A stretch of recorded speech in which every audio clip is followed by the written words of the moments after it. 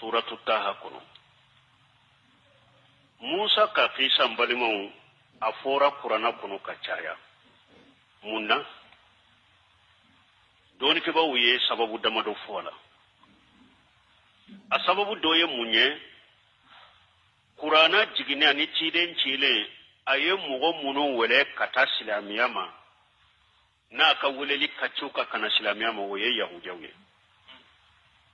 yahudiyaw fana musa ka mode yahudiyaw fana mugo munun ka sosoli kacha mugo munun ye bambantu ye mugo munun ye kanagelu ye donc wode yato ala ye musa ka kisa fo ka caya qur'ana kono cide puru kayira cide na abise ku ta chogomi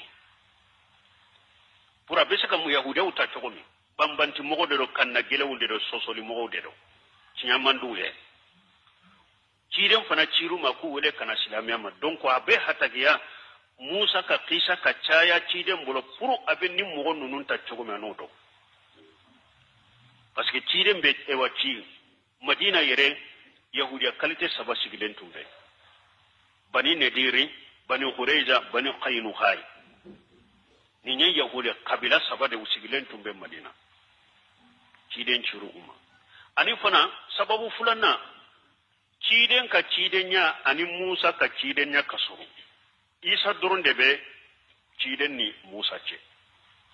isa fana nana ka musa ka sariya inde timme lesiriye musa tade tawreta lesiriye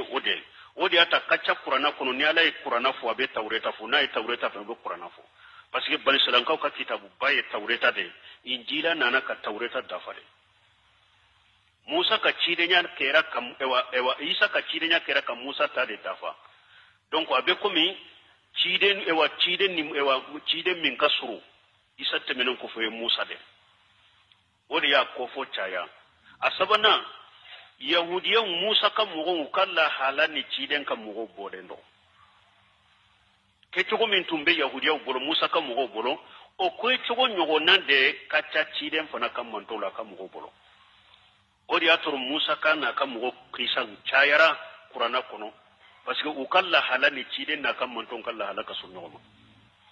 ema hari ewa farla sali duru min dira ciden ma jonko ika mugo tese musa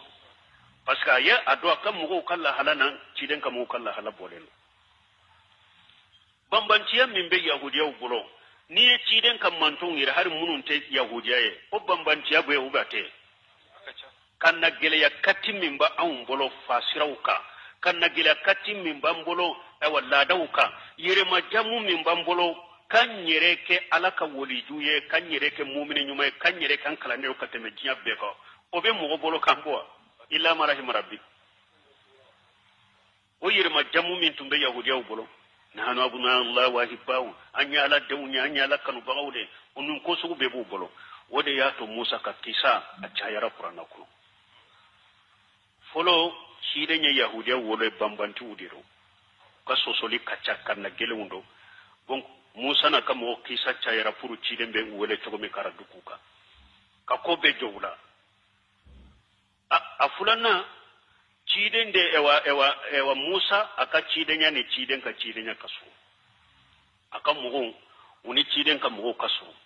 uka fo ko fo chayara sababu fulana de fulani nye sababu sabanna ne munye musa na kan mugo kala hala uni ciden na kan mugo kan manton bolendo ori aso chayara qur'ana kuno wala musa aka kisa nana le yere togo nana qur'ana kono sinya keme ani bisaba ani woro musa togo ka fo qur'ana kono sinya keme ani bisaba ani woro sura bisaba ni nani kono wati sera sura bisaba ani nani kono sura folo suratul araf musa togo fora o kono mugani tele ani kele sura fulana suratul qasas musa togo fora kono tani sidi sura sabana suratul taha ambena akakisa damina ni sura minna musa togo fora kono tani wolonfula sura nani na suratul baqara musa togo foro kono tani saba sura duruna suratu yunus musa togo foro kono sinya segi sura woruna suratu suara musa togo foro kono sinya segi sura wolon fulana suratul kafir musa togo foro kono sinya duru sura segina suratul nisa musa togo foro kono sinya saba sura konontona suratul maida musa togo foro kono sinya saba sura tanna suratul an'am musa togo foro kono sinya saba sura tani kelena surati ibrahim musa togo foro kono sinya saba sura tani fulana suratul naml musa togo foro kono sinya saba sura tani nanina tani sabana suratul hud suratul hud musa togo foro kono sinya saba sura tani nanina suratul al-isra'i musa togo foro kono sinya saba sura tani duruna suratul kafi musa togo foro kono sinya fula sura tani woruna suratul mu'minin al-mu'minuna musa togo foro kono sinya fula sura tani wolon fulana suratul ahzab musa togo foro kono sinya fula sura tani segina suratul safati musa ka togo foro kono sinya fula sura tani konontuna suratul ahqaf musa togo foro kono sinya fula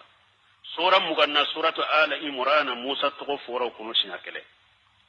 sura muga ani kelena suratul maryam musa togo foro kono sinya kele sura mugani fulana suratul anbiya musa togo foro kono sinya kele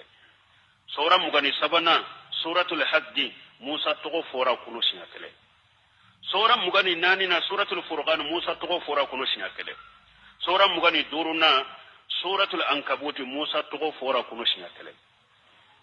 sura mugani woruna suratul sajada musa togo foro kono sinya kele sura mugani wolon fulana suratul fusila musa togo foro kono sinya kele sura mugani signa suratul sura musa togo foro kono sinya kele sura mugani konontuna suratul zukhruf musa togo foro kono sinya kele sura bisabana suratul jariya musa togo foro kono sinya kele sura bisabani kelena suratul nadmi musa togo foro kono sinya kele sura bisabani fulana suratul saf musa togo foro kono sinya kele sura bisabani sabana suratul naziati musa togo foro kono sinya kele sura bisabani nani suratul ala musa togo foro kono sinya kele donc ni musa ka kisa te obena damina me ambe ala deli mugo ka mutaba an ka fana lame kabako munun bala annu do inshallah derisuna tawla subhanakallahumma rabbana bihamdika ashhadu an la ilaha illa anta astaghfiruka wa atubu ilayk jazakallahu khair